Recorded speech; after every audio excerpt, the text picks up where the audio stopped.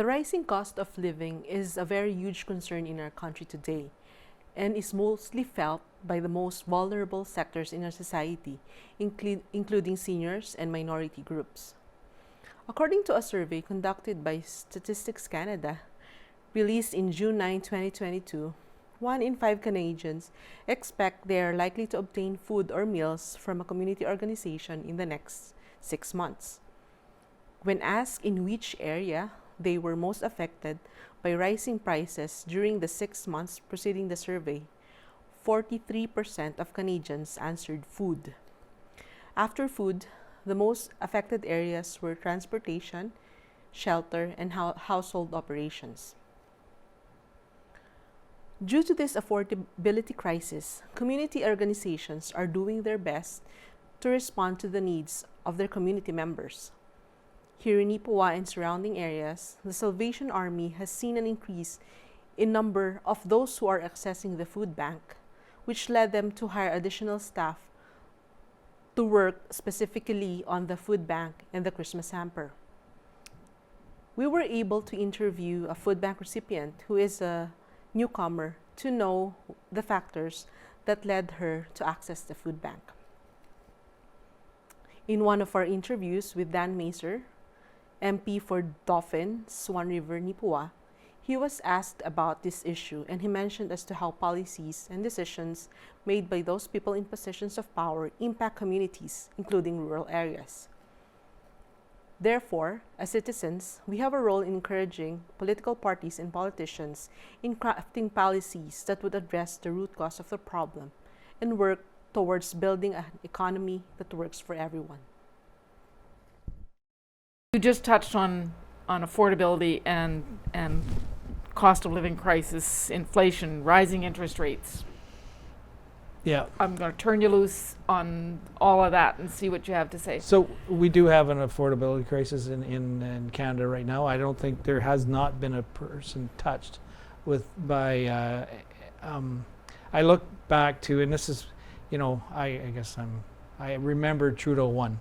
And the policies that were, I graduated in 1985. I entered the job market in a severe recession. Yes. And I saw the interest rates. I saw the Liberals' first policy, the first time they tried to address a recession and rising interest rates, like what they did that time, and the consequences at that time very severe to rural Canada, especially to their farming industry. I saw land values. I saw many farmers go to the wayside because there's just too much debt and things weren't affordable.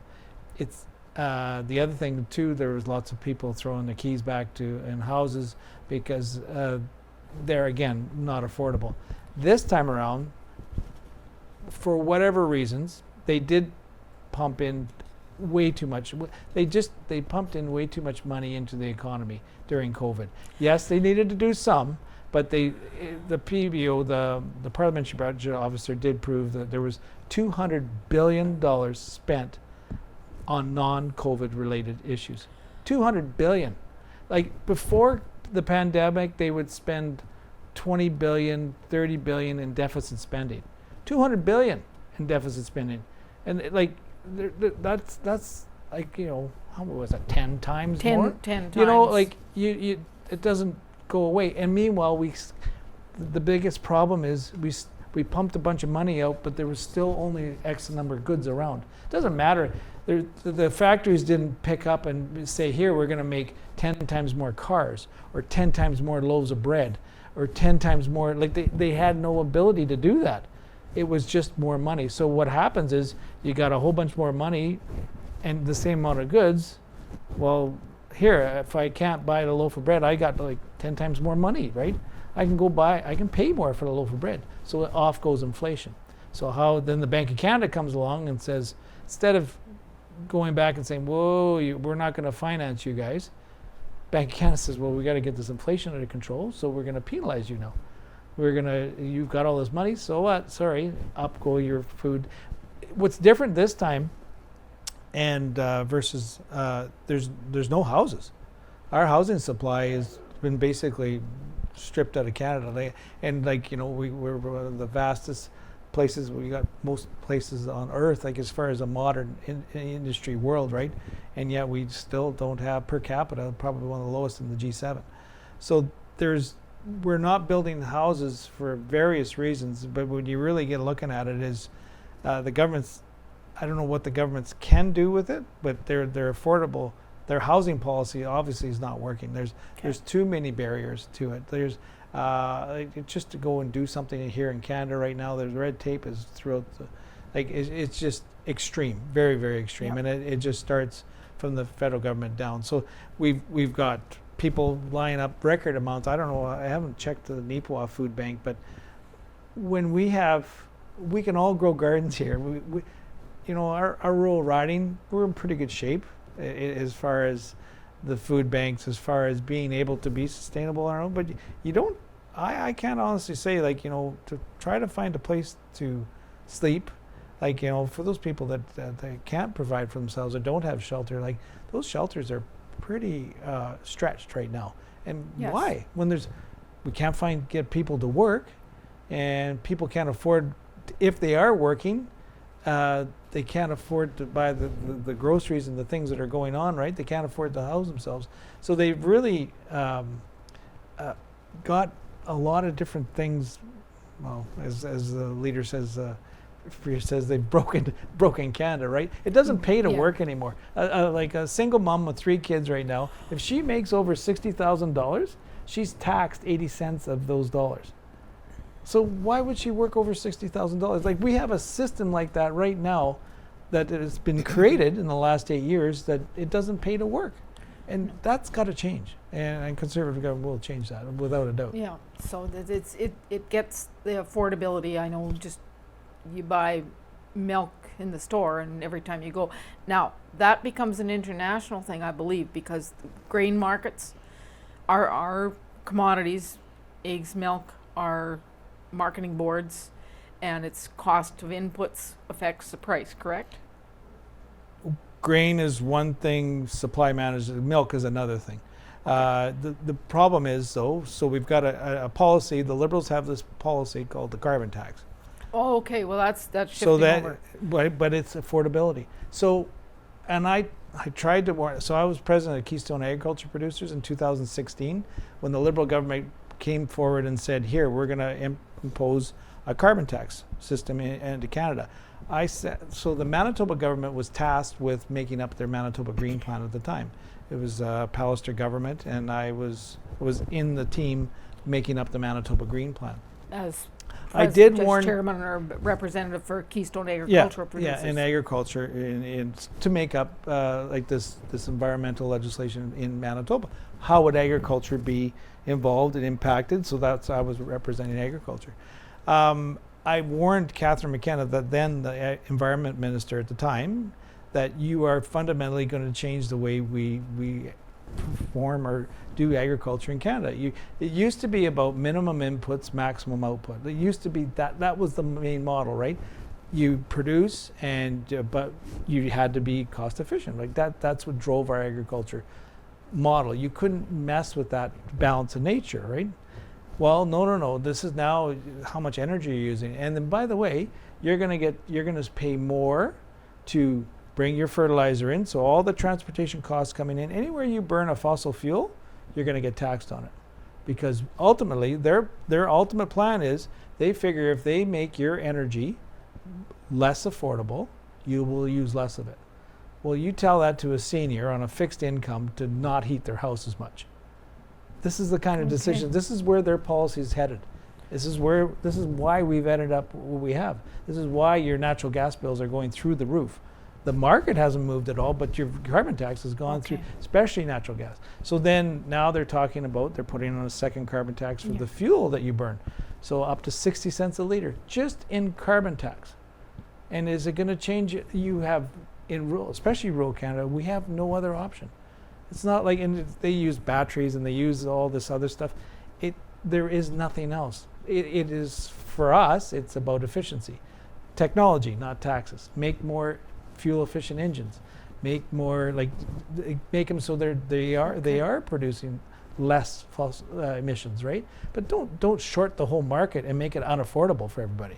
for the elites that can afford the energy, but yet the people that are the working people, that is a fundamental difference between our philosophy and the way we're going to tackle the climate change and how the Liberals are tackling it.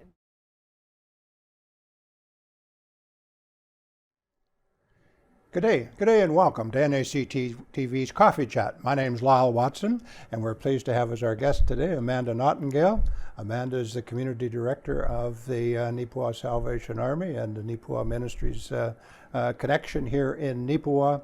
Thank you for taking the time, Amanda, to join us. And I think we're going to start with a little bit of a history about Neepawa Salvation Army. Could you share a little bit of that briefly? For sure, yeah. Thanks for having me today, Lyle. I appreciate it. The Salvation Army has had a very long-standing history here in Neepawa. Some of the first Salvationists were here in 1886 and started the Citadel and on and all those kinds of things. In 1994, just from the dwindling congregation and things like that, the corps officers and the church part of the Salvation Army left Neepawa. However, they stayed as a presence within this community with a thrift store and family services. And so we've continued that on since then. We operated out of the little Citadel on 309 Davidson Street forever, which now is where Kinsman Courts 2 stands. And we moved to 342 Mountain Avenue.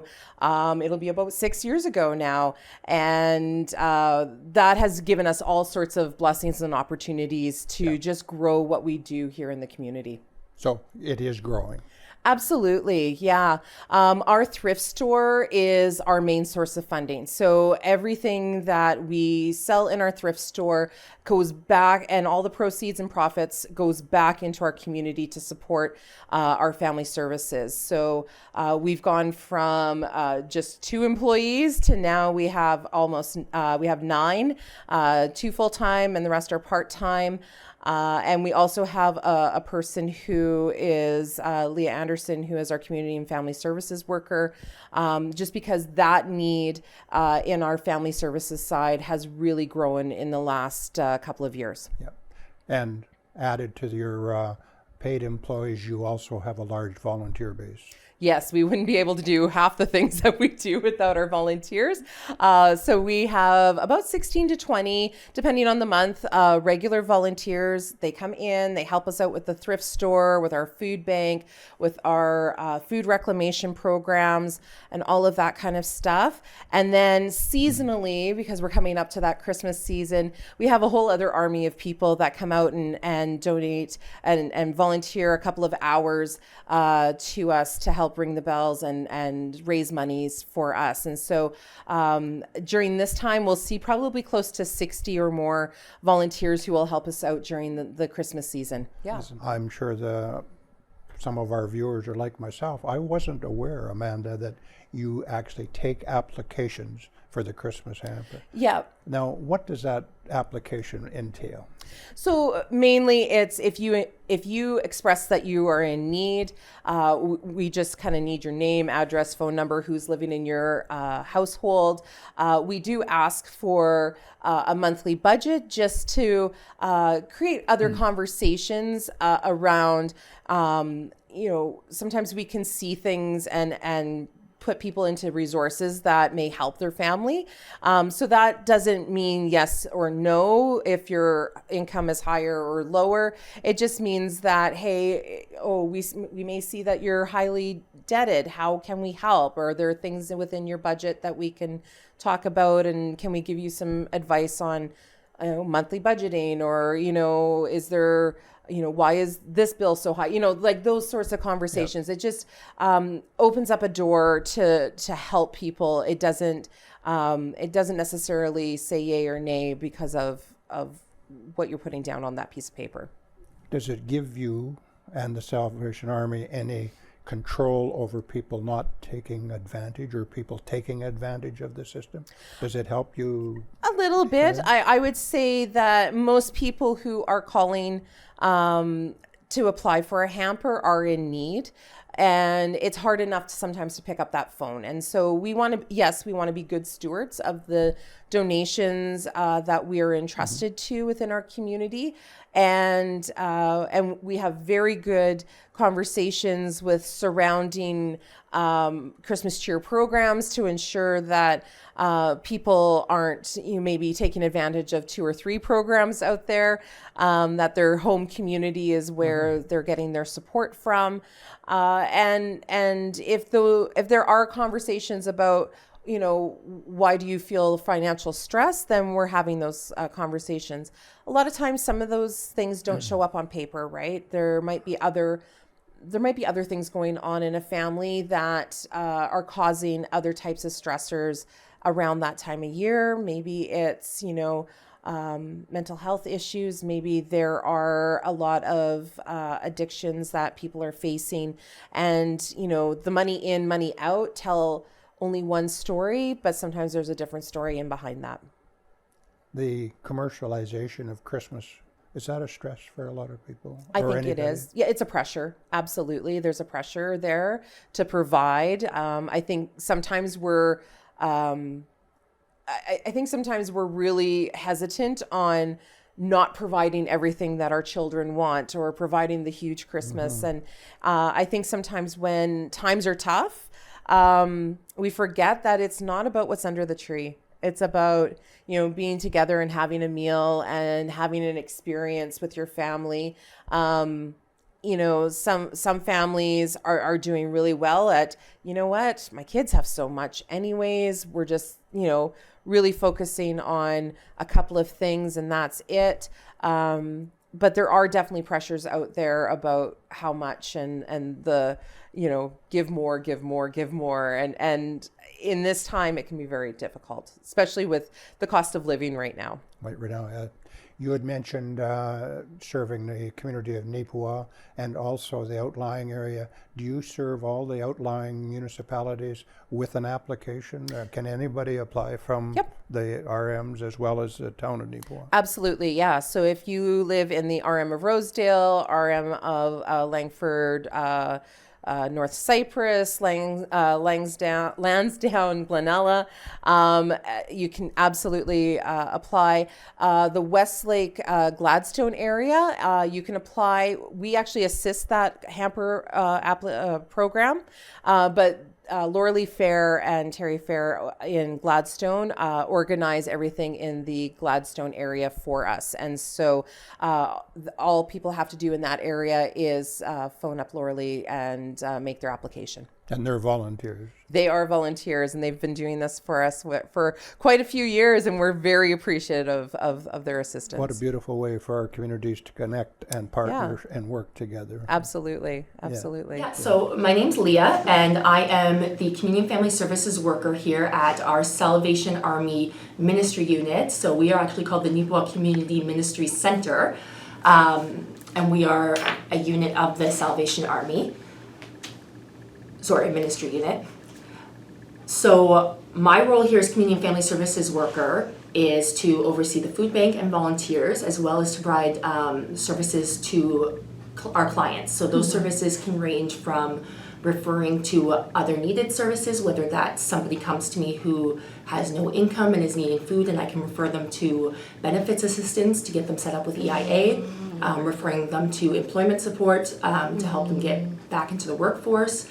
I can also refer to mental health supports, domestic supports if needed, things like that. We also provide clothing and household items from our store or vouchers to purchase, but on a case-by-case basis. So if somebody comes to me and they've, say, left a domestic violence situation, for example, and have come with very limited and they're starting over again, I can issue a voucher for them to get household items from our store.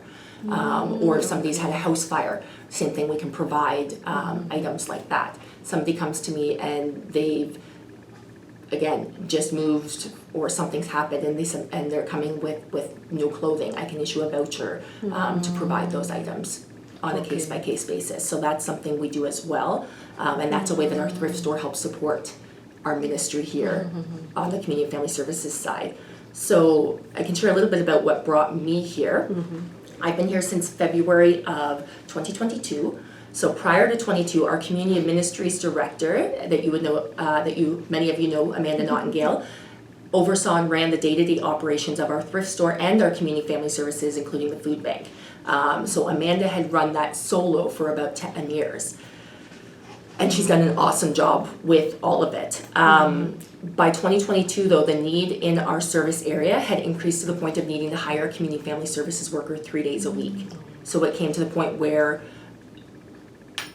they needed to bring someone else in to do just the food bank. Yeah, okay. So that's when I came in to oversee and run the day-to-day operations of the food bank. In the last 6 months, we've seen that need increase yet again, that I've actually extended to 4 days a week to continue to serve my clients, because, and I can talk a little bit about that, what like our numbers and stats look like as well, but we've seen a quite large increase even in the last 6 months of number of families or households that we're serving weekly.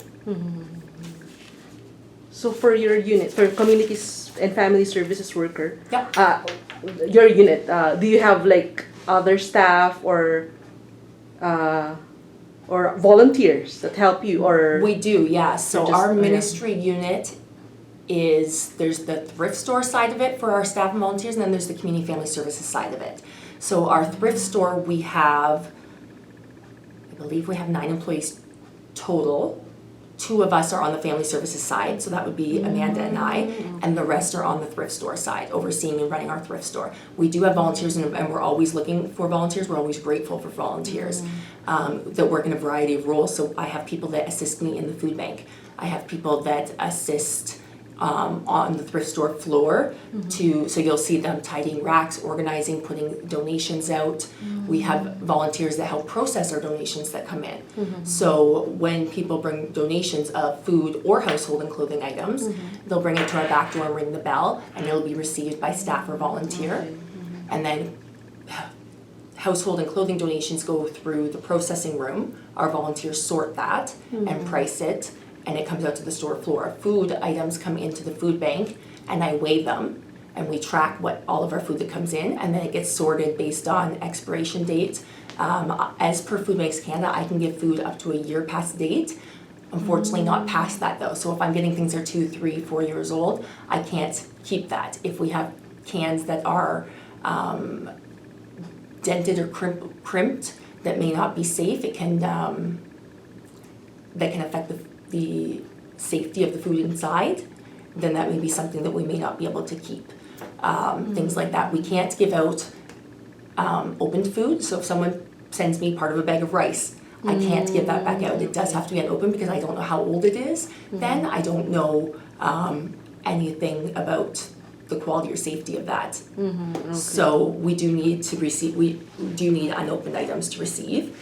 But like I said, we can give expired items up to a year past date, with the exception of baby food, like infant formula.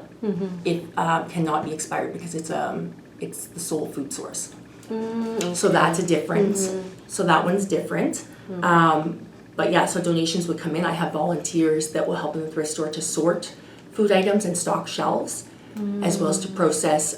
We have food rescue come in every day from our local grocery stores. We're very fortunate to have food from Safeway and Co-op, everything from produce to bread and bakery items to meat to sometimes dairy items, and even non-perishables. If their stuff gets to date or just at expiry or just passed at the store, they'll send it to us, and then we can still get that out within that year. So again, we're sorting, we're stocking, and volunteers are a huge part of that. I even have volunteer drivers that pick up the food from the grocery stores to bring that food rescue to us. Okay. So just a question about donations. Yeah. So donations come from not only from individuals but also from businesses. That's right. Yeah. Okay. We've even received, recently we had, actually one of our volunteers from their business donated beef. They had bought a cow from the 4-H program, and then they didn't need that much beef, so donated it to the food bank. Okay. So as long as we have things processed through a butcher, we can accept even meat from, if you've been hunting. So wild game we can accept as long as it has the kill number from the butcher. We can accept wild game. So if you're a hunter and wanting to donate venison, we can accept that. We had Conservation and Game recently bring us a bunch of pickerel that they had confiscated. but we were able to give that out through the food bank because we had the appropriate paperwork with that. If you have our farmer and wanted to donate beef, again, we just need, as long as it's been through the butcher, we can give that out. So that's a huge blessing. Farm fresh eggs, we are able to accept eggs from local small farmers, or if you have backyard chickens like I do, we can accept those as well. And we give to people, just letting them know that they are ungraded eggs, farm fresh, and if they would like them, they are welcome to have them. Oh, okay. So there's no limit, like for individuals who would like to share, there's no limit to what kinds of Not really. items, and yeah. if you're not sure, just give us a call. I'm happy to answer those Okay. questions. Produce from gardens, we have, we receive like everything, right? Last year it was lots of apples. And so the nice thing about that is we have a free bin in our store. So anything extra that comes in from food rescue or even from local growers and gardeners, if we have excess, we share it with the community. So we have a free bin and we have a community fridge and freezer that people can check. So whatever we can't get out through the food bank, because food bank only runs Tuesday, Wednesdays, and Thursdays. So if we have extra produce that won't last into next week, or if we have too much than what we can store in the fridge or freezer, it goes into our free bins and our community fridge, and people from the community can just take if they can use it. Okay. So it's a way for us to share and make sure we're not wasting. Okay. Yeah, that's good. That's good to know. So after donation drive, like what happens after that? How do you Process with the food, with a food drive? How do you prepare all the foods that you would be sending sending to the? And we will have. So I'm not sure if they've gone out yet, but the Hope group from NACI usually does their Hope food drive twice a year. So if you haven't received yet in the mail, I believe those come out soon because that's around Halloween. And so all of that food gets collected and brought to us and gets sorted through our warehouse. And we do need quite a few volunteers to sort that. So we set up tables and we sort it by checking dates, checking that the cans are intact, all of that stuff, and then they get sorted into different boxes or crates. So we'll put our canned fish together, our canned meat together, our pasta sauce together, our spaghetti, and we'll sort it into categories so that they can go on our warehouse shelves in labeled boxes or crates, so that when it's time to stock the food bank, I just have to pull those to stock. Okay. Oh, that's good. Yeah. And you have lots of volunteers for that, We who need helps lots you? of volunteers for that usually, okay. yes. So if Yeah. you're interested in helping with even something like that, again, feel free to reach out and give a call. And then you have a specific person who checks all those, because there's expiration for Yeah. each of those, so you need to monitor, the foods especially. That's right. Yeah. So who does that? So any of our volunteers coming in, so okay. it's not, it may be me, but with a large food drive, we usually have a team of, could be 7 or 8 volunteers at a time, checking that. So as they're sorting food, they're checking the dates and then putting it in the appropriate okay. box that we've lined up for categories, right? Again, whether it's cereal, crackers, cookies, pasta sauce, pasta. Okay, that's interesting to know. Yeah. So after that, okay, so all the food packs are Yep. ready. Yeah. How do the recipients get there? Yeah. Yeah. So how do our clients yeah, how do, receive? yeah. So currently we have a client choice model, a shopping style model. So our food bank operates on what we call a shopping model or client choice model. So what that is it means clients get to choose the food they eat. So we're not giving you a pre-packed hamper. So in the past, you would come to a food bank, you'd line up, you'd get a box, everybody gets the same thing. We don't do that here. That's one of the things I loved about coming here was that our community ministries director already had that in place and had and from what I've seen of other food banks, that quite advanced actually. So things about the client choice model gives the choice and dignity back to our clients, because we're not telling them what to eat or what they should eat or giving them foods they don't like or that they don't know how to cook or that your kids hate if you have a family. You might have a picky eater. I know I've got one out of my 3 at home. So, right, you don't want to be wasting food either. Yeah. So currently what we do, and have been doing since COVID, is we have an online form, a Microsoft Office form. So we have a link that I can email or text to clients. They click the link and then they can check off the boxes of the food items they want to eat. So we may have, it may say cereal, oatmeal, peanut butter jam, Cheese Whiz, honey in one category. Okay. And then they'll check the items they want to eat. They can also always put under other specifications. Okay, so for those, for your recipients, like when's the schedule that they receive those food packs? Like how often? Yeah, how often do they? Yeah, Is it so monthly we can or- give food, monthly. Mhm, okay. Years and years and years ago, it used to be every 2 months, but we are monthly. So once a month, clients can access us.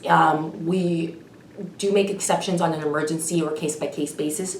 Sometimes something happens emergency that someone may need to access us an extra time. Again, that's just a call to me, and we can schedule that in if it's necessary. Okay. So are there like instances where they do it more often? Like, If somebody has moved and had, so we've had for an example, if somebody's moved and you have to pay first and last month's rent, and so you're paying on your last apartment and your new one, it might be a tight month. And somebody may say, I need to access, and so we might provide a food hamper when they're moving. okay. We might have a case of somebody had a large unexpected expense, whether it's vehicle repair, house repair, medical expense that has thrown their budget out the window for the month. Then we may provide more than once in that month. Okay. So again, it's a case by case basis. Usually when something unexpected, I would say, happens, or like an emergency expense comes up. So you also have this Christmas hamper, right? So do. that would be different from the monthly. That's right. Yeah, okay. So Christmas hampers, once upon a time, we provided like the turkey and the whole meal. Now we provide gift cards. I believe that came in during COVID. And the benefit of that is you get to shop and buy exactly what you want.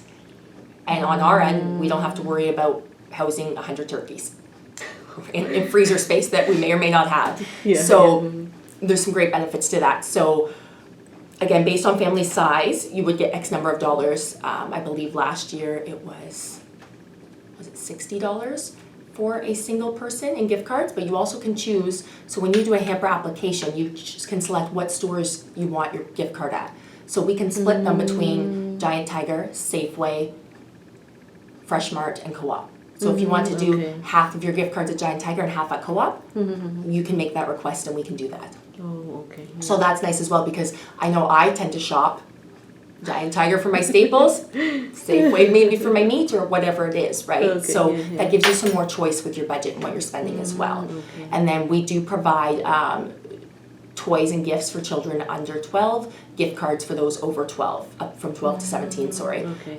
So that is part of, yes, our Christmas hamper program provides for your Christmas meal That's and right. gifts for children. Oh, okay. So what's the eligibility for being a food, maybe for the two, the food bank recipient and the Yes, Christmas hamper? and they Is are it slightly different. So Yeah, we don't okay. have an income qualifier for the food bank. So if you feel that you cannot afford to buy food, you can access us. So you would just call and set up an appointment, and we do what we call an intake appointment. So you come in and you do an interview with me. I gather your household information, your contact information, who's in your house, how many people.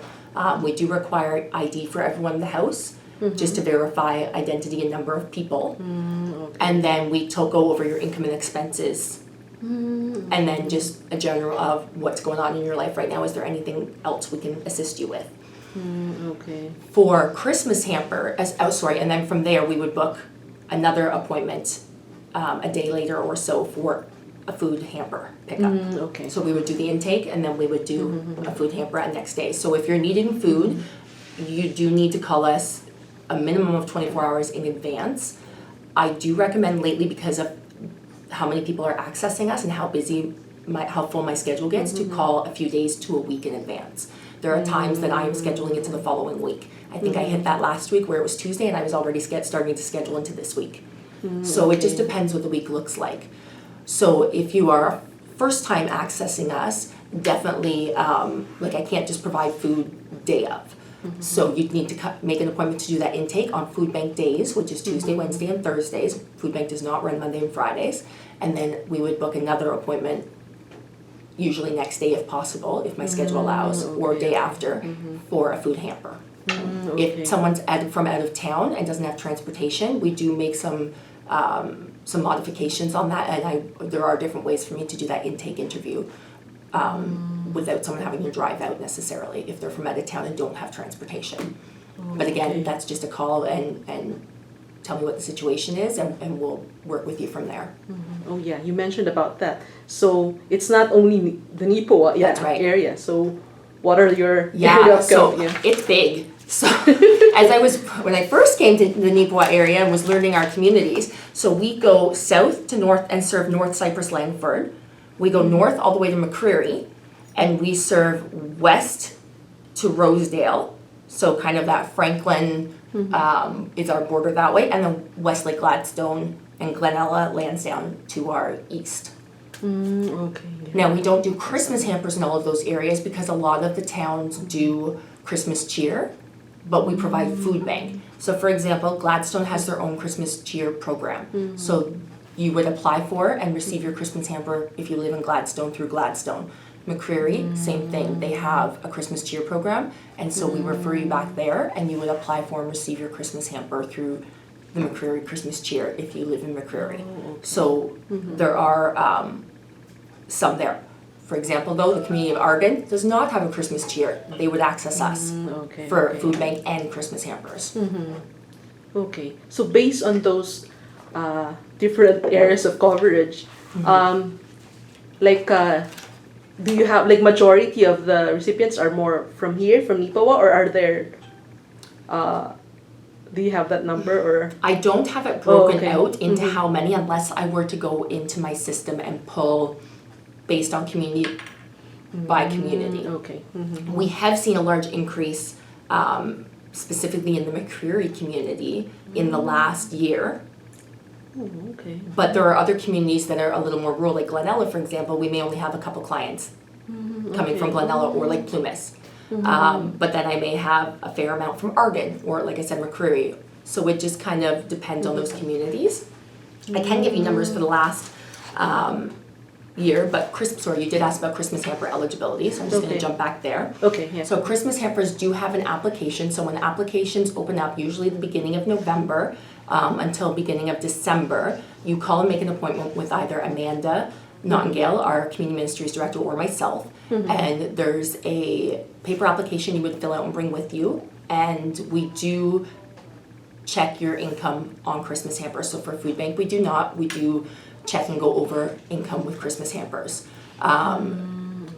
So there is a bit of an eligibility there. So if you have, so really we're looking at your income versus expenses and how much money you have left over. So if you have, after all your expenses, still $1,000 or $1,500 a month, do you need a Christmas hamper? That's kind of what the conversation we're going to have is, again, looking at your income versus expenses and how much money is left over. Do you need a Christmas hamper, or do you need to just scale back your spending a little bit so that you can manage Christmas a bit better? And is that more a budgeting thing? Which again, we can assist with as well through family services with our clients. I can go over budgets and help people with ways to save money or ways to try to cut down expenses. If they just need a second set of eyes looking at their budget, if they don't know where to start with a budget, I can help with those sort of things as well. Okay, so with regards to like priorities, do you prioritize like the income level, or like if they're, what groups do they come from, like from the senior or the persons with disability? Do you have any of those considerations? Oh yeah. For food bank? For the food bank, yeah. So I do have clients in those different demographics, yes, but I don't prioritize them over a family who, say, has a parent suddenly out of work. So they all would have equal access to us for food bank, Okay. if that helps. Okay, yeah. Do you want some of my stat numbers here? Okay, yeah, I think it's interesting to know as well the profile of the beneficiaries. Like, Yeah, and I've got that here too to share with you as well. okay. So I do have that. So we, and I'll share with you a bit about our numbers increasing too. So in the last couple of years, we have seen a drastic increase in the number of families accessing our food bank and services. From 2021 to 22, we saw a 50% increase. And this year to date, we've already seen a 41% increase from this time last year. So that's talking from January to September 23 compared to January to September 22. We've had 41% more people coming to us. Okay. Yeah. So reasons people access the food bank. So people access the food bank for a variety of reasons, though we have seen a shift in the last year and a half from when I started, from those on a limited income, such as if someone's receiving pension or social assistance, to more employed individuals coming to us because they're off work for various reasons, such as illness or injury or losing their job. So when I first started here, what I found was I might get new people registering with the food bank here with me that had maybe moved into the area and were on a limited income. So maybe it was a senior on a pension, maybe it was somebody on disability on a limited income, but they had moved from, like, say, a city to here, or another community into our community, and we're just needing to register with the local food bank. In the last year and a half, I've seen an increase in number of families, especially, but people I've had coming to us that suddenly they're off work due to an illness or injury, and so now they're on sick leave for a period of time, and their budget's tight and they're not being able to afford food. Suddenly they've lost a parent has lost, or an adult in the home has lost their job, and that's bringing people to me as well. I think I also mentioned that I have also seen an increase in newcomer families from various countries of origin, and more families are experiencing a reduction in income with the arrival of a new baby and parental leave. So over the summer alone, I have seen multiple families coming to us that there's a new baby in the household and one parent's on parental leave, and so that's reduced their income drastically. Okay. And then they're struggling to meet ends meet, which we're seeing a lot of that with the just the affordability, right? We've got families with multiple children. We've got new baby in the house, then a limited income, and the cost of our grocery and household items. While our inflation rate, that percentage of how fast prices increase, the inflation rate has slowed, the price of items has not come down, and our incomes have not raised enough to afford those items, right? So when we're seeing that cheese is $8 now instead of $6 for a block of cheese, right? It's not jumping up $2 increments anymore, but we still can't afford that $8 for that block of cheese easily, right? And when all of our groceries are that high. So that's what people are struggling with.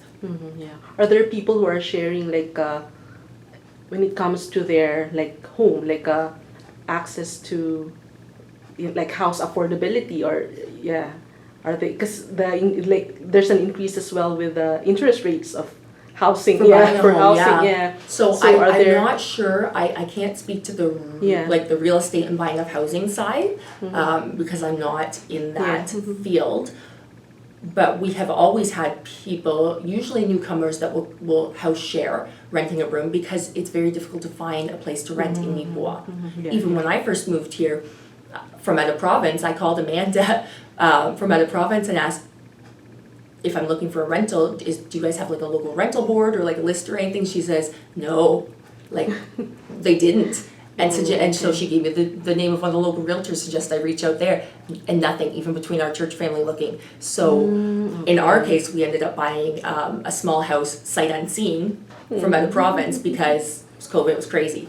But it's very difficult to find rentals, especially family sized. So like I said, you can find a room to rent. There are many families, and we see this a lot with people. I see it a lot with people that work at High Life, because they work shifts and they'll carpool together and they'll house share together. And that's a great way to cut down on the housing cost and transportation costs to work. So there's that. But then if you are a family, that's not easily doable to share, to house share, unless you have multiple family members living in a house. I know for a number of years we had my mom and my brother living with us, and I always encourage people, if housing affordability is a challenge, I've never had a problem. I don't mind sharing with family, and I think it's a good option for reducing your housing expenses when possible. But there might be also downside, because you don't have privacy. No, but you have lots of people in the house, right? You also may have, if you have only one bathroom, but you got 5 or 6 people in that house, right? That might be a challenge for you. So you have to weigh the pros and cons. But definitely I think that it is challenging. And like I said, especially for single people we have a lack of housing for people under 55. Like we don't have Manitoba housing. We've got family housing, we've got housing for people 55 plus. 55 plus. We don't for our singles who are under that age bracket though. Whereas if we had maybe if people took roommates like once upon a time, right? When you used to move into the city for work and you'd have a roommate. I remember when my mom, years ago, my mom moved and worked in Toronto, right? And that's what you did. You got a roommate to share the expenses. That I think would be wise to cut down on expenses. And again, just because there's not enough apartments, like rentals available. Okay, that's true. But So, our housing is a challenging one for sure. I was just asking if some people are sharing those. Those resources, Yeah, and like I said, especially our single people, I find do. Not as much our families, unless you have families living with other relatives. Okay, yeah. Right? So if you have a family and they've got a cousin or a sibling that maybe has just moved here, they may house share. Someone's not sure how to fill it out. I can do housing applications with people as well. I can provide them phone numbers and information on what they need there and kind of talk through that and process with them if they're not sure where to start. So while I can't do everything for people, I do try to provide the information so they can find what they need. I've also done legal aid applications. I've helped people who maybe don't have access to online. We can do an application, legal aid application online. So we can help with that as well. For domestic violence supports, I usually connect to, if a shelter is needed, there are shelters in Brandon I will provide information for. If a shelter is not needed, I usually refer to the Women's Resource Center because they are very knowledgeable, and they will also they'll also do safety planning with women looking to exit a domestic situation. They also provide information on legal aid, counseling, any of those things you would need within that sphere. So they've been really good. I can refer to employment, so sometimes I will walk people right upstairs to Westlake because they're just upstairs of our building and introduce them to the girls up there if they're looking for employment support. I also will refer to Career Connections in Brandon when needed. So Career Connections is employment support, but they're specifically for people with disabilities or challenges to employment. So you do not need to have a diagnosed disability, and you can be referred, I can do a referral, or you can refer yourself. But if you have a disability, whether diagnosed or undiagnosed, or you're struggling with even anxiety or depression, they can help. They will work with people, and they do serve in our area. So they will do things like whether it's career assessments to kind of help you figure out where you want to work, what your skills are, as well as do the resume and cover letters. But they'll help with that job search as well as that personal work you need to do to find what would I like to work in, what can I do with my skills and abilities. Okay, wow, you're really doing a lot of work here. We try. Thank you so much for doing. Yeah, do you have any other things that you want to share, or? I think the biggest thing with that, with referring and the work that we do, is we're trying to help people better their lives. So when people want to make a change or want to better their situation, obviously we can't change things for you, but we can help provide you with the information, resources, and hopefully some tools to do that. And I find a lot of it comes down to employment and income right now. So for example, I've just been going through my client files as I see people and as I serve them food bank. I've been updating my files for everybody, and a lot of it comes down to their income is just not enough to manage their expenses for various reasons. And it's not always that someone's on social assistance or limited income, like a pension or disability. Sometimes it's just they don't make enough, that their wage is just not high enough for what their expenses are, or they don't get enough hours at work.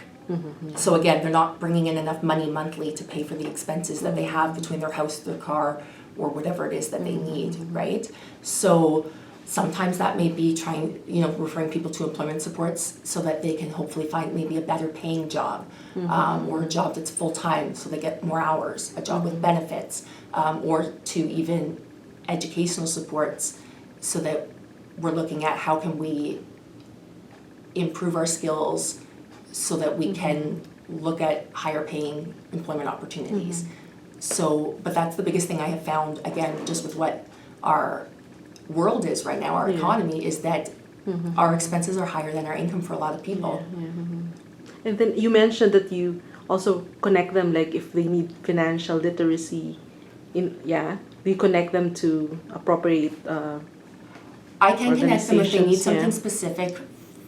So if people have, I can make suggestions. For example, if someone comes in and they're trying to get a bank account for their kids, or they're looking for less expensive banking options, I can suggest things within our community that I'm aware of. I can refer to a bankruptcy trustee if somebody is overwhelmed with their debt and needing to look at options there, whether it's proposal or bankruptcy, etc.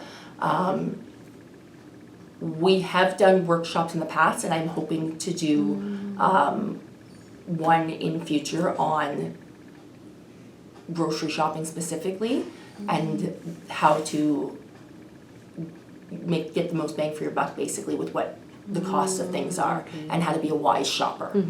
So we can do workshops and provide education on those sort of things here. And like I mentioned earlier, I can also people just have to book an appointment with me, and I can do budgeting assistance and help them look over their budget and assist with that as well if needed. Okay, wow, thank you so much. Yeah, do you have a final message? I think my final thing would just be, we're already into end of September. Yeah. Christmas is coming faster than we think. The snow will be flying. So our Christmas kettle campaign is coming up. We'll be starting November 25th. And we are always looking for volunteers for that. So if you are interested in volunteering with us, whether for Christmas kettles or in our thrift store or food bank, please reach out. We'd be happy to chat with you, and we'd love to have you. Thank you. Thanks. One of our volunteers, and he's filling in for food rescue for driving today. So he just brought in our Safeway and Co-op food rescue. So it looks like we've got some bread and bananas, which is awesome, because last week I didn't get any bananas or apples in, I think. No, I didn't. So we weigh them here on our scale, and then we'll track them on in our book there. So food rescue is through Second Harvest, which is out of Toronto, and they started with the intent of saving food from the landfill. So restaurants, grocery stores, etc., would throw out food that was still usable. So Second Harvest started up with the intention of connecting that food with organizations or agencies that could use it, like the food bank or even a soup kitchen. So say you have a restaurant and they have leftover from their pot of soup, they can log that into Second Harvest and say that they've got food available for rescue, and the local agency could jump on there and accept the rescue and say, yeah, we want to receive that, and they could go make arrangements to go pick it up. So we have ongoing food rescue with our local grocery stores here with Safeway and Co-op. So instead of throwing food out and it being wasted, we get everything from produce to bread, even meat and eggs. So with eggs, if there's a cracked egg in the carton, the whole carton would have gotten tossed. So we can take those and we just repackage them into our cartons here, the good eggs, and then we're not wasting all of that. And it's providing food to people in our community that needs it. So for this kind of food, like you inform the recipient, like who would like to get some. Oh, okay. And with food bank as well, people can actually access us. So they can access this monthly food bank. If they need bread, we do provide bread weekly if necessary, if needed. So if someone is just struggling that week, doesn't have a lot, they can always check in with me, do you have any bread, and I can provide some bread and buns, and if I have extra produce, I will send that. So say I have like 40 bags of salad came in, I can provide some of that extra. If I have more than what I will use going out through food bank. Here. It looks like we got some eggs today and even some meat actually. So again, when meat is at date, they'll toss it in the freezer, and then it will get transported frozen to us and be weighed and then go into my freezer here. Because meat is usually good quite a while. I think it's up to a year in the deep freezer. Yeah. So can you tour us with so this is our food bank, and you can see my labels going up with my point value as we get ready to return to in-person shopping. So when we go to in-person shopping, we will give clients a budget of points, so it might be 70 points, for example, for a single person, and then they will spend their points like they would dollars at the grocery store. And then we will subtract points from their total from there. So we've got canned meat, we've got baking supplies, and again, currently we have that Hamper request form people are selecting, and they can request items. I will give if I have. As you can see from my shelves, I don't always have. I currently don't have any click in. This is all I have for meat. I was out of salmon and tuna. I've got some of that has come in since. So it just depends, again, what comes in through personal donations as well as food rescue. This is my kid snack shelf. So this is specifically for families with children. And these are my peanut-free snacks and my individually packaged snacks. So I've got granola bars, I've got individually packed fruit snacks and cookies, my individual packed crackers, cookies, goldfish, fruit cups, applesauce, my juice boxes, and all of that through there. We walk in this way. Okay. We have, now I do have limits on items based on what I have in stock. I do not get a lot of instant oatmeal in, unfortunately, and I limited on oats, so it tends to be cereal or oatmeal that I give. Okay. Again, if I have lots, great, but if not, then I do have to put some limits on that based on the food that we receive because we are run off donations. Okay. Yeah. We've got coffee. I always have a very high ask for instant coffee. We've got our tea shelf. We've got other drinks. We've got some non-dairy milk, oat milk and almond milk. I've got, as you can see, some pops and sparkling water and Gatorade type drinks. We've got canned fruit here. And again, because of my items, I actually currently have no jam, you can see today. It's peanut butter or honey or Cheese Whiz or Nutella or jam. Because I currently have no Cheese Whiz, Nutella or jam. I have some honey and I have some peanut butter. Okay. Until I have anything come in again through donations. Pancake mix and syrup. We've got our canned beans. We've got on this shelf, we've got our snacking crackers, soups, and then canned vegetables. I always have a very high request for ready to eat items like chunky soups, canned stew, canned chili, Chef Boyardee type meals. I always have very high request of those, and I'm always in need of those. Craft dinner, my pastas, Mr. Noodles, which I'm currently low on, and again is a staple here. Pasta sauce, I have none of, and that's always needed. Rice. We've got some taco kits, and I actually have hamburger helper as well, so sometimes I'll have meal kits like that I can give. Stuffing, I've got all my condiments kind of through here. So again, my biggest asked for things would probably be mayonnaise, ketchup, and barbecue sauce. And can't keep them in stock as much as they're asked for. So I'm always in need of those items as well. I do have meal seasonings, shake and bakes, gravies and sauces. I have my kind of snack. We do have some gluten-free items, so if someone has a gluten allergy or is gluten intolerant, they can request, and we do ask allergies and dietary restrictions as well and have that in people's files. I do have a selection of those as well. Snacks, again, a lot of these came in from Food Rescue. So I've got popcorn and chips, I've got snacking nuts, I've had, these came in, these are yogurt covered raisins, chocolate bars, I've got like protein and energy bars that have come in. A lot. So I've got a decent amount there. Ooh, what'd you bring today? What's this? This is the cheese again? Yeah. Oh, nice. We did get like that. Fancy. I'm blanking on the name of it, but we had another soft cheese like this we had before. Smooth and creamy with a mild aromatic flavor. Camembert?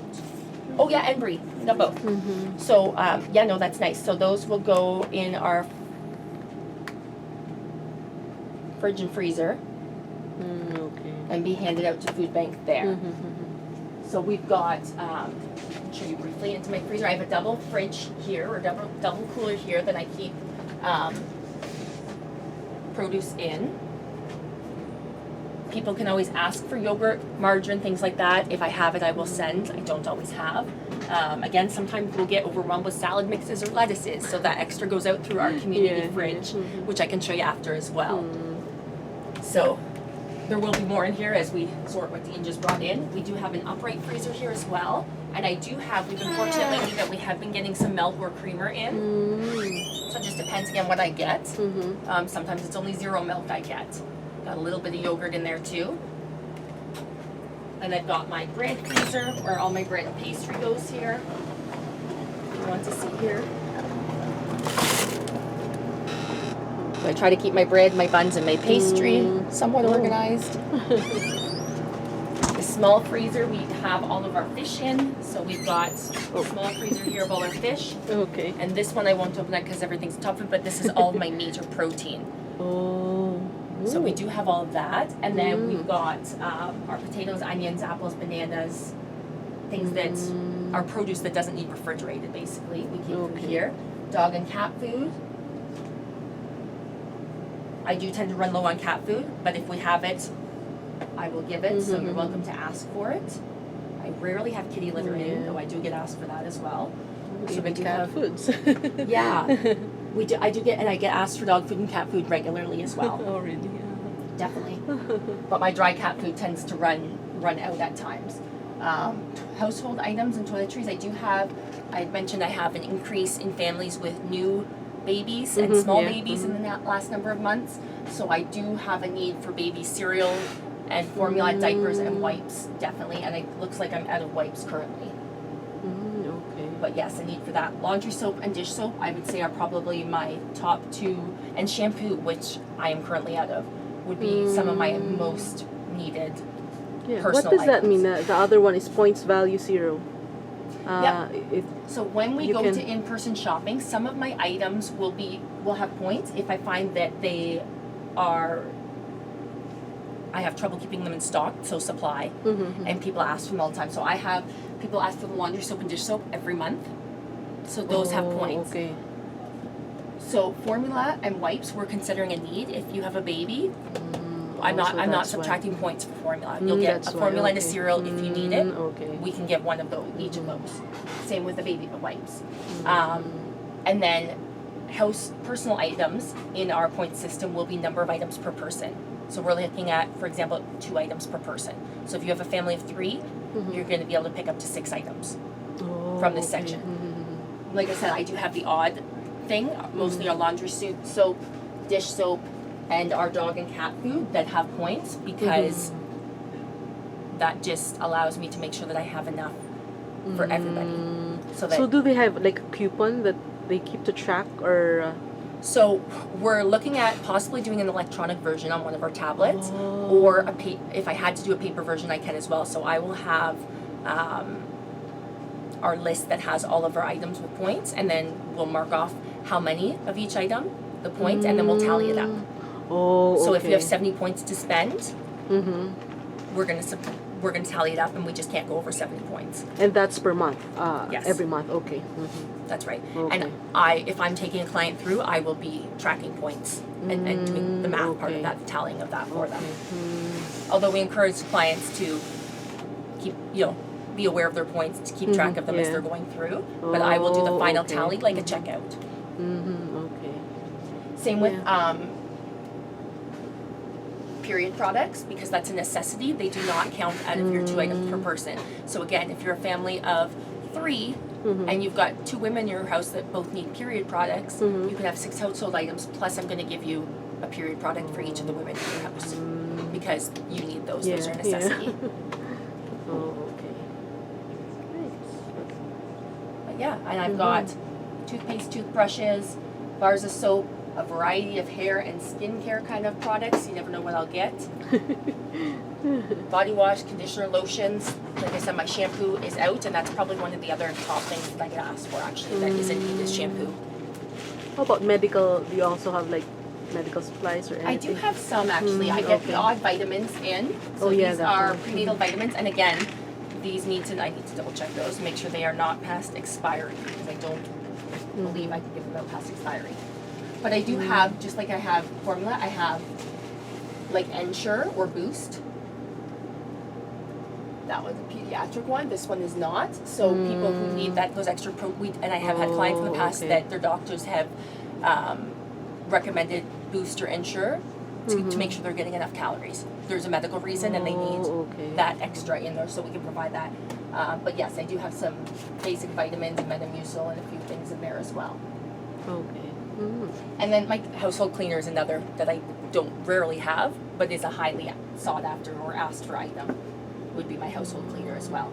Though I do have currently some Lysol wipes in, it looks like some disinfecting wipes.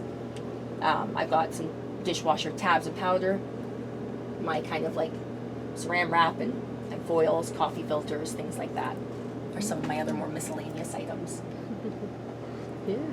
You almost have everything here. We try, right? Again, we're dependent on donations, but we do try. And we Yeah. do have bags. We encourage clients to bring back their bags because, as you know, there are no more plastic bags. Yeah. So reusable bags. So when we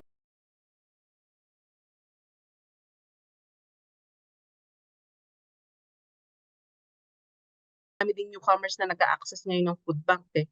So, Opo. sa'yo, kailan kayo nagsimulang mag-access sa, siguro una, paano nyo nalaman about yung food bank?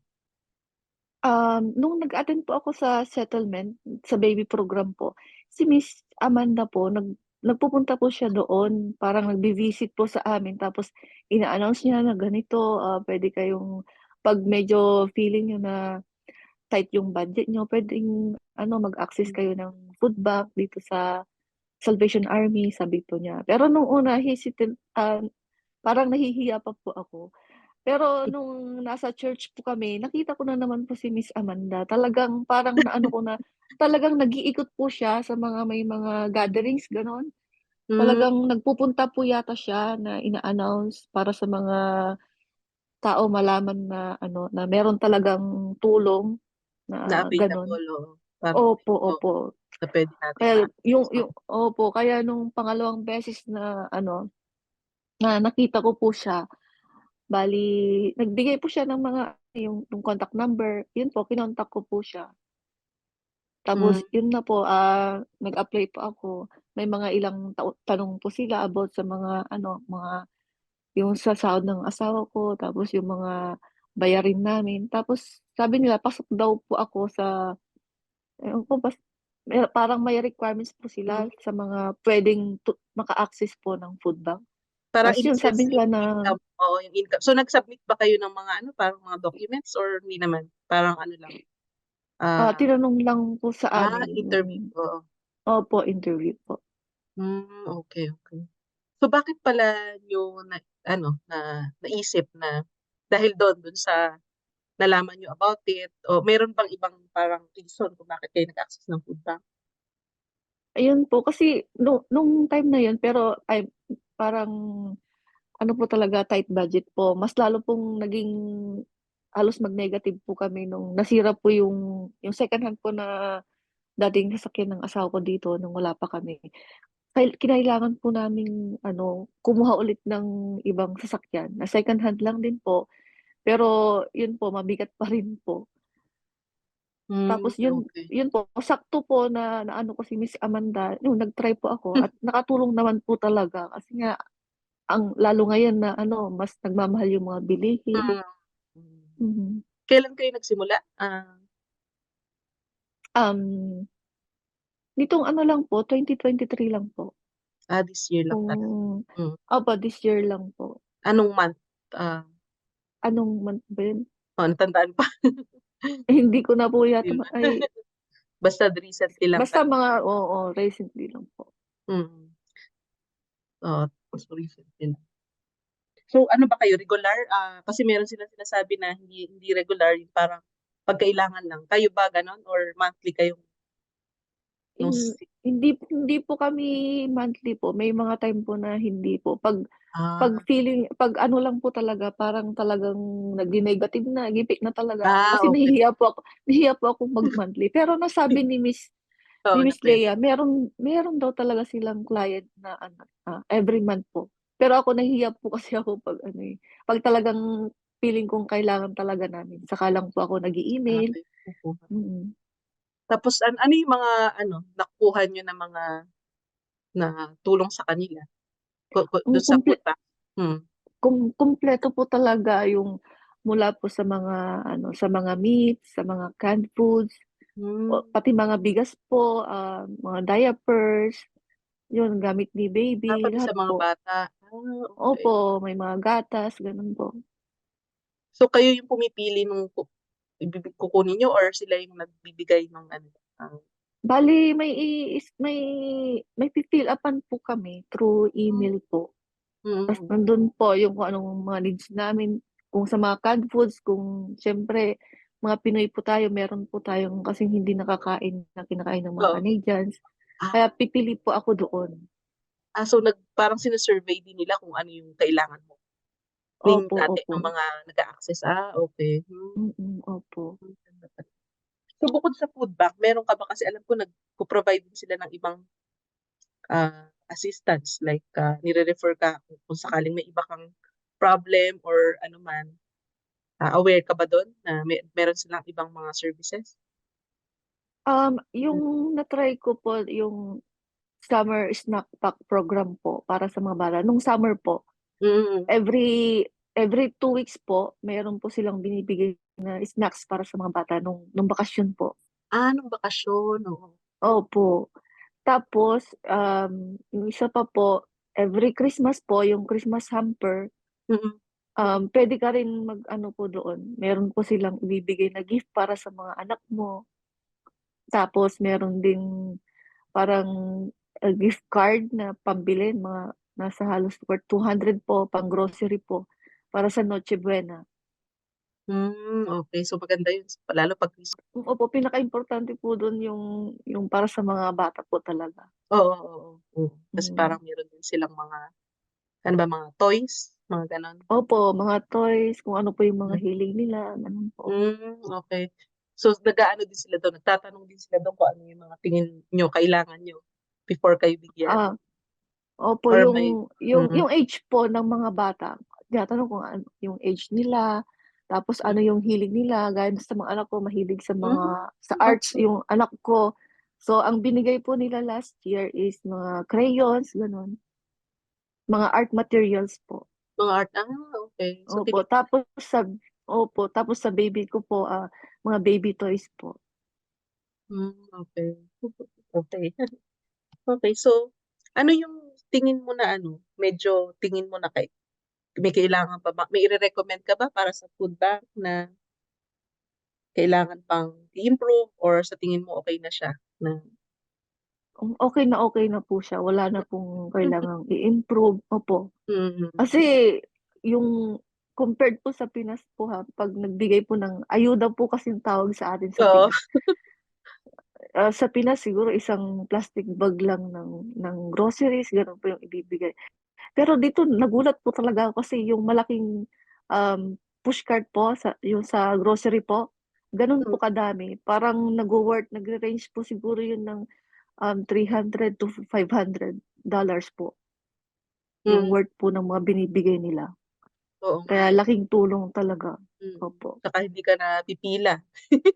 May Hindi appointment na din po ata. talaga. Opo, opo. Pa bang additional na gustong idagdag?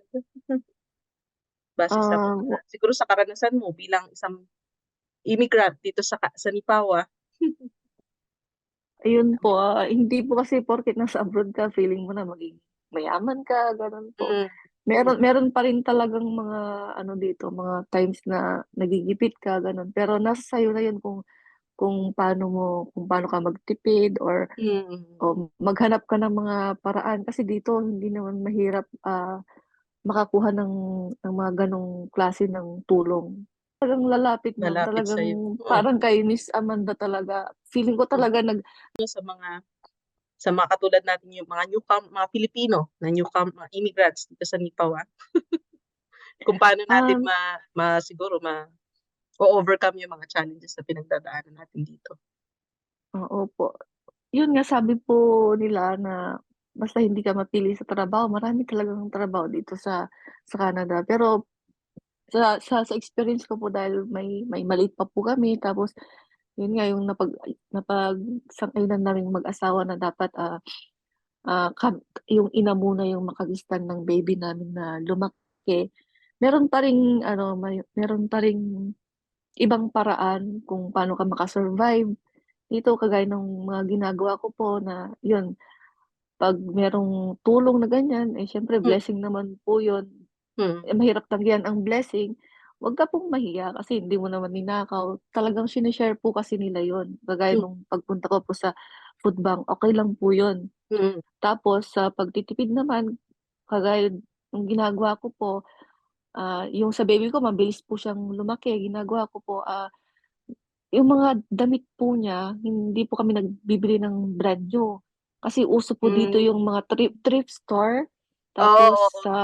opo, malaking tulong po yun, bawas po sa gastusin. Kasi nga, ang laki ng discount po pag, ah, pag mga second-handed lang po. Oo, kasi so far, okay naman, maganda naman ang buhay dito sa Canada. Opo, compared po sa Pinas kasi lalo na po yung mga sa benefits. Oo, Tapos, child benefit. benefits talaga.